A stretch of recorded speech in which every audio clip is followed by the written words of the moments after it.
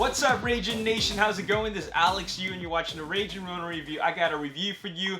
Last night, I checked out the third film, and actually the final installment in the Skyline trilogy, Skylines. You probably didn't even know it was a trilogy. Now, if you didn't know, in 2010, there was an alien invasion film called Skyline.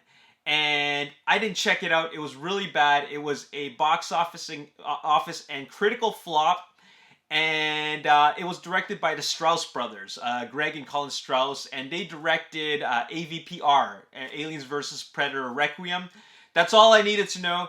Didn't need to check it out. Fast forward to 2017, Beyond Skyline comes out. That's the sequel. I just watched it, I think 1 or 2 months ago on Netflix. It was really good. Like, it was surprisingly good. And the main reason why I wanted to watch it was because Frank Grillo was in it, and I really like him. And the two guys from The Raid, Iko Uwais and Yayan Ruhian, they were in it. And that's the only reason why I wanted to check it out. It exceeded my expectations. It was actually good. So then I finally wanted to watch the third film because it picks up exactly where the second one leaves off. And that is, they take the battle to the aliens. And, well, I watched it. It's from the same director as Beyond Skyline, Liam McDowell. The Strauss brothers are the producers on it. And, yeah, it was pretty bad. I'm just going to jump right into it. It's pretty bad, but it's not as bad as I thought. Okay, it was not, like, terrible. It wasn't trash. And the main reason why is because I still felt invested in the characters. There's really bad acting in this. It's filled with one-liners. It's a low-budget, a sci-fi film, so, the sets look cheap. There's really, poor CG effects.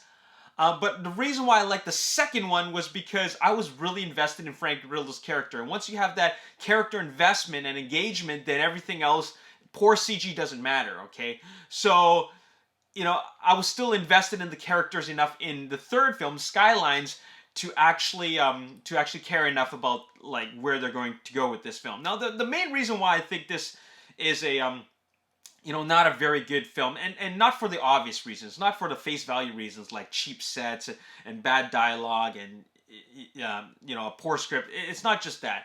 It's just that, okay, let's be real here. This is a science fiction action film, sci-fi action film. A lot of the action is very repetitive. Okay, we're a group of soldiers. We're in a hostile alien environment. Aliens are coming at us. Let's have let's rock. Brrr. So they have a big scene of that. Later on, 10 minutes later, 15 minutes later, another scene like that. They're surrounding us. Brrr. 10 minutes, a half hour later, same thing. Brrr. There's not a whole lot of anything innovative about the action. Now, the thing is that it does actually get a little bit more creative in the final half hour. Yayan Ruhian is back. Okay, even though he was delimbed in the second film, they bring him back with alien parts, and he kicks ass. He looks ridiculous with those alien parts and the weird ass costume. He still kicks a lot of ass. There's a lot of gun battles in this. There's a lot of machine gun fire. Some pretty cool action involving alien exosuits. Still very poor visual effects, but I was still mildly entertained enough that I still want to give this film, I want to give it a 4 out of 10. It's a bad film. Make no mistake about it. It's a bad film, but they still put forth an effort to try to make a good wrap up to this trilogy, despite the fact that I didn't watch the first film. So I still think that they put in a good effort for that, and they tried to make a decent film, even though it isn't. But I still found it entertaining. I found it entertaining. If you do want to watch it, be sure to check out Beyond Skyline before you watch Skylines. I don't think you need to watch the first one because there's a 7-year gap between the first and the second film that it doesn't even matter. You know what I'm saying? So the first one had a wide theatrical release. The second and third film didn't even have a wide theatrical release. It's a super limited release and then directed to home video. So that tells you something already, that it doesn't really matter, right?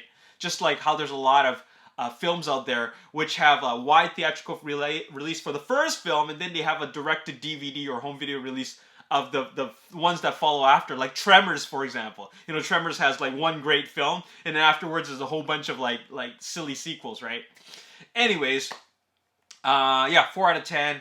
It's kind of like one of those movies where you watch with a bunch of friends with over drinks. It's one of those movies, and that's how I was entertained. It's just kind of silly that way.